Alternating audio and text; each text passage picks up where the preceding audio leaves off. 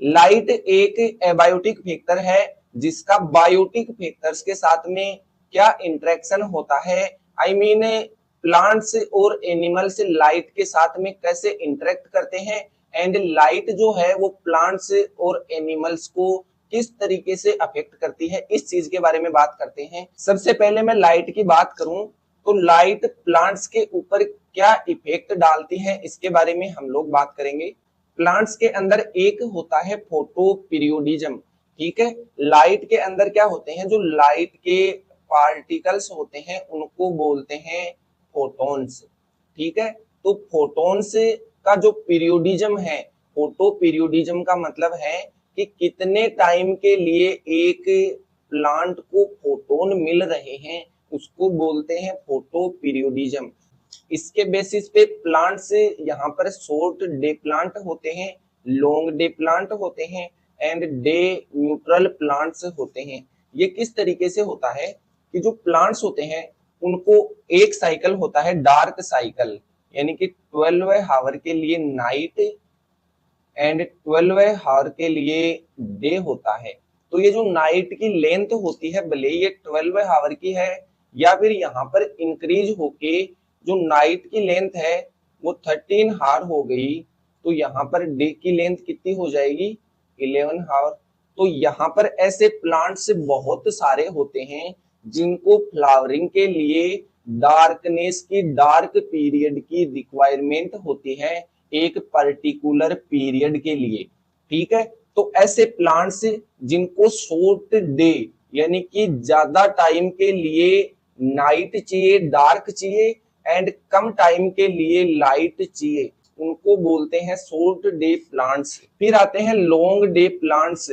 तो ऐसे प्लांट्स जिनको फ्लावरिंग और प्राइमरी ग्रोथ के लिए डे की लेंथ ज्यादा चाहिए और नाइट यानी कि डार्क जो पीरियड है वो शॉर्ट होना चाहिए, ऐसे प्लांट्स को बोलते हैं लॉन्ग डे प्लांट।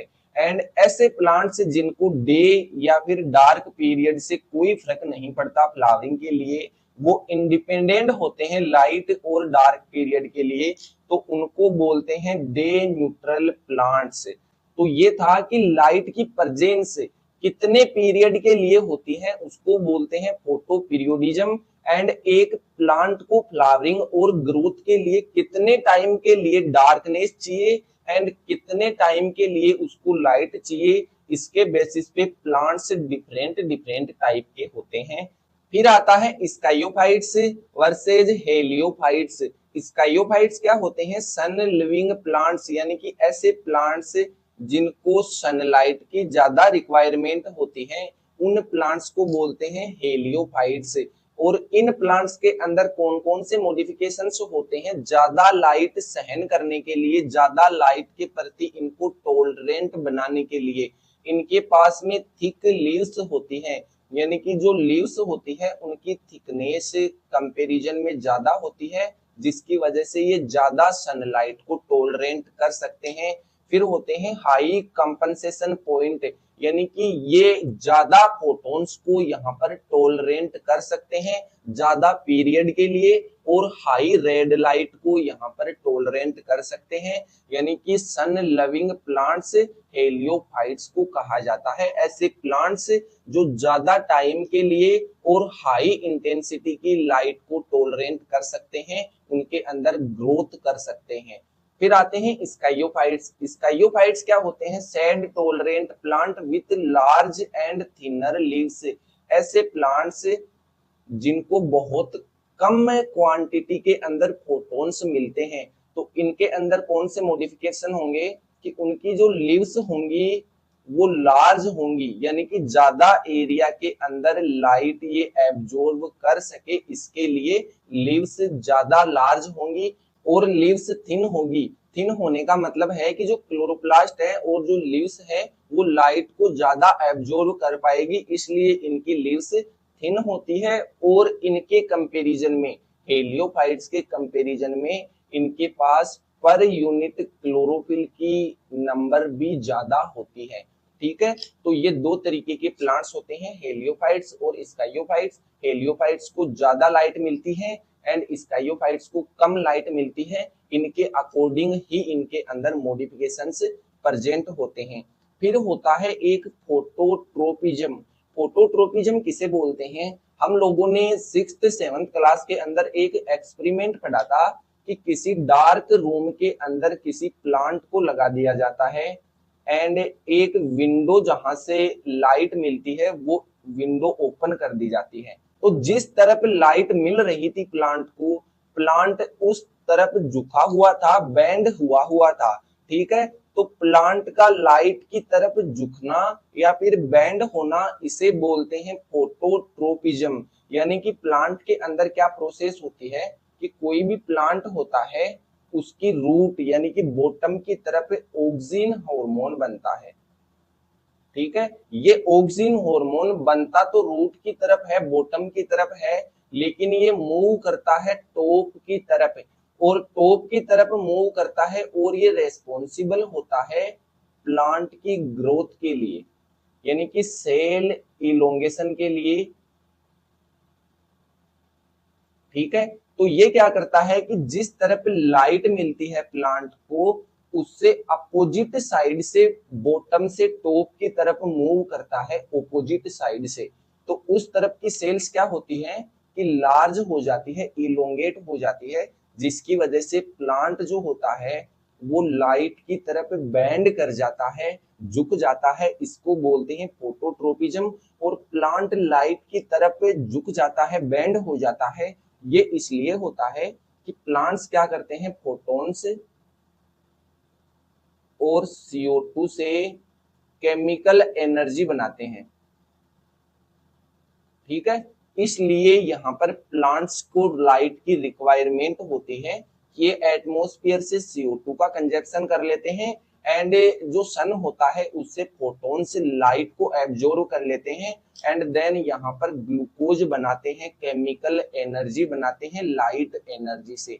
इस तरीके से जो प्लांट्स होते हैं वो लाइट के साथ में इंटरेक्ट करते हैं और लाइट यहाँ पर प्लांट्स को इस तरीके से अफेक्ट करती है, प्लांट्स की लाइफ को।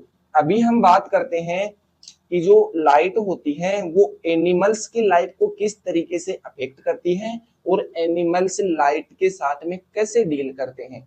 सबसे पहले मैं बात करूं कि हम लोगों ने दो चीजें देखी थी कि कोई भी ऑर्गेनिज्म होंगे, जितने भी ऑर्गेनिज्म हैं उनमें कुछ ऑर्गेनिज्म के लिए लाइट होती है वो एनर्जी सोर्स का काम करती है, और कुछ एनिमल्स या फिर ऑर्गेनिजम्स में लाइट सिग्नल सोर्स का काम करती है। तो हम लोगों ने प्लांट्स के अंदर तो देखा कि लाइट से क्या क्या बनता है, किस तरीके से लाइट के साथ में बिहेव करते हैं प्लांट्स। अभी एनिमल्स की बात है तो कार्डियन रिदम, कार्डियन रिदम का मतलब है कि जो हमारी बायोलॉजिकल क्लॉक है जो हमें ये बताती है कि हम लोगों को कब जागना है, कब सोना है, ये चीज कैसे रेगुलेट होती है, लाइट की वजह से रेगुलेट होती है कार्डियन रिदम।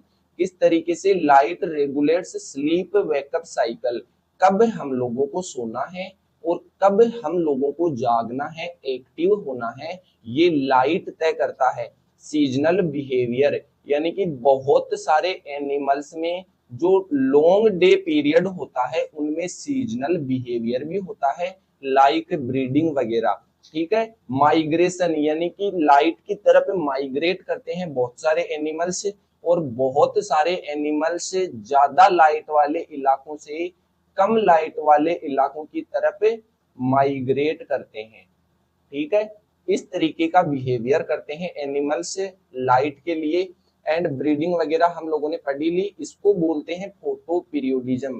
फोटो पीरियोडिज्म एनिमल्स के अंदर, यानी कि एनिमल्स को भले ही वो सीजनल बिहेवियर मान रहे हैं हम लोग या फिर ब्रीडिंग के लिए, जितने यहाँ पर लाइट की रिक्वायरमेंट होती है उसके अकॉर्डिंग माइग्रेट कर जाते हैं एनिमल्स। बहुत सारे बर्ड्स ऐसे होते हैं, बहुत सारे एनिमल्स भी ऐसे होते हैं जो माइग्रेट कर जाते हैं। तो ये होता है फोटो पीरियोडिज्म इन एनिमल्स से, ठीक है। एक होता है विजन और पिगमेंटेशन। विजन और पिगमेंटेशन क्या होता है कि बहुत सारे एनिमल्स जो वाटर जोन होता है उसके डीप में पाए जाते हैं, जो समुद्र वगैरह होते हैं उसके डीप जोन में पाए जाते हैं, तो उनके अंदर क्या होता है कि लेक पिगमेंटेशन, पिगमेंट्स लेक होते हैं, पिगमेंट्स नहीं पाए जाते हैं, कलरलेस होते हैं। क्यों होते हैं वो मैं अभी आपको समझाऊंगा। एक आप लोगों ने देखा होगा बहुत सारे फॉरेनर्स होते हैं वो कलर के अंदर ब्राइट होते हैं। एक हम लोग बात करें वेस्ट इंडीज साइड के लोग, साउथ साइड के लोग या फिर अदर कंट्रीज के कंपैरिजन में इंडिया के लोग डार्क होते हैं। ये क्यों होता है? ये होता है लाइट की वजह से मेलानिन हार्मोन बनता है जो हमारे को लाइट से बचाने के लिए यूवी प्रोटेक्शन प्रोवाइड करवाता है, जिसकी वजह से हमारे अंदर पिगमेंटेशन हो जाते हैं, देन हमारी स्किन डार्क हो जाती है। इस तरीके का पिगमेंटेशन पाया जाता है। कुछ कंट्रीज ऐसी होती हैं, कोल्ड कंट्रीज हैं वो, जिनके अंदर ज्यादा लाइट नहीं होती है, उसकी वजह से वहां के लोगों की स्किन ब्राइट होती है। तो ये होता है। लेकिन जो डीप एरिया में पाए जाने वाले एनिमल्स होते हैं समुद्र वगैरह में, सी वगैरह में, उनके पास में आईज नहीं होती है, क्योंकि वहां तक लाइट तो पहुंच पाती नहीं है। तो आईज की क्या जरूरत है? फिर वहां के जो एनिमल्स होते हैं उनके पास में आईज नहीं होती है। And high light areas develop UV protection melanin. ये हम लोगों ने बात की कि जिन कंट्रीज में या फिर जिन एरियाज के अंदर ज्यादा धूप होती है, ज्यादा लाइट होती है, सनलाइट, वहां के लोग डार्क होते हैं, क्योंकि उनके अंदर जो उनकी बॉडी होती है वो यूवी प्रोटेक्शन के लिए मेलानिन हार्मोन का प्रोटेक्शन करती है, और जिसकी वजह से वहां के लोगों की स्किन डार्क हो जाती है। अभी बात करता हूं मैं डिurnal और नॉकटर्नल, यानी कि दिन के अंदर एक्टिव रहने वाले एनिमल्स को डिurnal कहा जाता है, एंड नाइट के अंदर एक्टिव रहने वाले ऑर्गेनिजम्स को नॉकटर्नल कहा जाता है। ऐसे एनिमल्स कैसे होते हैं कि बहुत सारे एनिमल्स होते हैं जो दिन के अंदर देख नहीं पाते, वो सेंस नहीं कर पाते कि उनके सराउंडिंग में क्या है, किस तरफ प्रीडेटर है, किस तरफ उनके लिए फूड है। तो वो क्या होते हैं, वो नाइट के अंदर एक्टिव रहते हैं। जैसे कि उल्लू वगैरह है वो नाइट के अंदर एक्टिव रहते हैं, और ह्यूमन वगैरह हैं बहुत सारे, हम लोग जितने भी मैमल्स के अंदर आते हैं या फिर दिन के अंदर एक्टिव रहने वाले एनिमल्स की कैटेगरी में आते हैं, उनको नाइट के अंदर नहीं दिखाई देता है, इसलिए वे दिन के अंदर एक्टिव रहते हैं। तो light dedicates the activity window to avoid predators और एक्सट्रीम हीट, यानी कि ऐसे एनिमल्स जिनको या तो दिन के अंदर दिखाई नहीं देता, और दिखाई नहीं देता इसकी वजह से उनके प्रीडेटर का उनको पता नहीं चलता, इसलिए भी वो एक्टिव नहीं होते हैं दिन के अंदर, या फिर यहाँ पर वो अवॉइड करते हैं हाई लाइट को, यानी कि वो लाइट को टॉलरेंट नहीं कर सकते इसलिए। तो एनिमल्स का क्या हुआ यहाँ पर, ये कंडीशन हो गई कि कोई एनिमल्स हैं वो नाइट के अंदर एक्टिव होगा because of light presence, day के अंदर लाइट प्रेजेंट होती है, इसलिए वो यहाँ पर नॉकटर्नल टाइप का एनिमल है या फिर ऑर्गेनिज्म है। और कोई एनिमल ऐसा है जिसको नाइट के अंदर दिखाई नहीं देता, because of light is absent in the night, इसलिए वे दिन के अंदर एक्टिव रहते हैं, इसलिए उनको कहा जाता है डायurnal। ठीक है, तो इस तरीके से एनिमल्स के लाइफ को भी लाइट अफेक्ट करती है। नेक्स्ट लेक्चर के अंदर हम लोग बात करेंगे, दो और एबायोटिक फैक्टर बच गए हमारे, एक वाटर एक सोइल, इन चीजों के बारे में बात करेंगे। तो मिलते हैं नेक्स्ट लेक्चर के अंदर, तब तक के लिए धन्यवाद, थैंक यू सो मच।